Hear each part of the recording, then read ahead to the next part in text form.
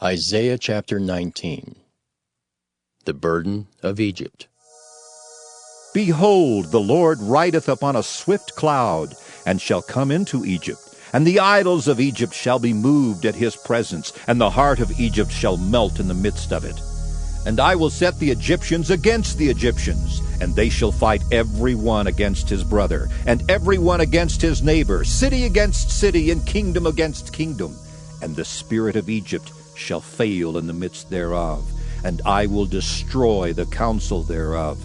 And they shall seek to the idols, and to the charmers, and to them that have familiar spirits, and to the wizards.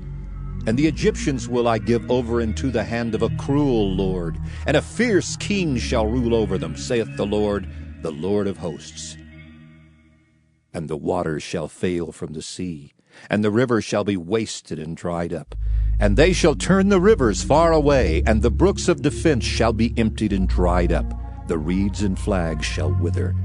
The paper reeds by the brooks, by the mouth of the brooks, and everything sown by the brooks shall wither, be driven away, and be no more. The fishers also shall mourn, and all they that cast angle into the brooks shall lament, and they that spread nets unto the waters shall languish.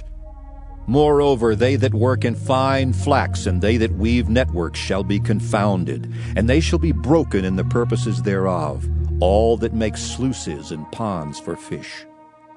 Surely the princes of Zoan are fools. The counsel of the wise counselors of Pharaoh is become brutish. How say ye unto Pharaoh, I am the son of the wise, the son of ancient kings. Where are they? Where are thy wise men? And let them tell thee now, and let them know what the Lord of hosts hath purposed upon Egypt.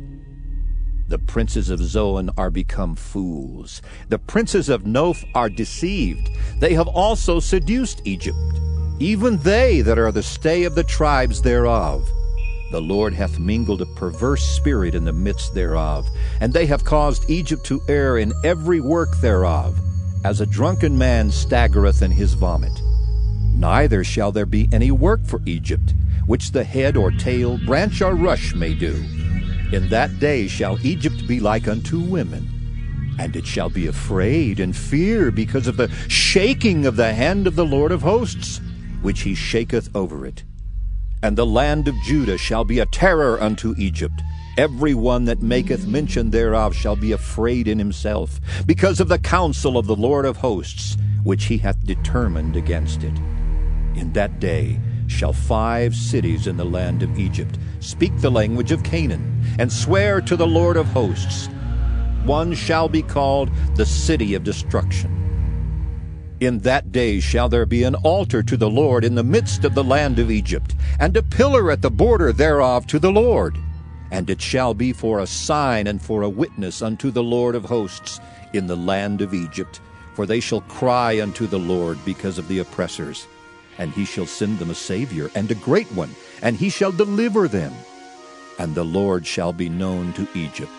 And the Egyptians shall know the Lord in that day, and shall do sacrifice and oblation. Yea, they shall vow a vow unto the Lord, and perform it. And the Lord shall smite Egypt, he shall smite it and heal it. And they shall return even to the Lord, and he shall be entreated of them, and shall heal them.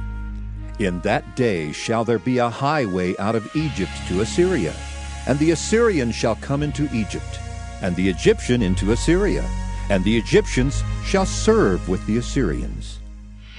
In that day shall Israel be the third with Egypt and with Assyria, even a blessing in the midst of the land, whom the Lord of hosts shall bless, saying, Blessed be Egypt my people, and Assyria the work of my hands, and Israel mine inheritance.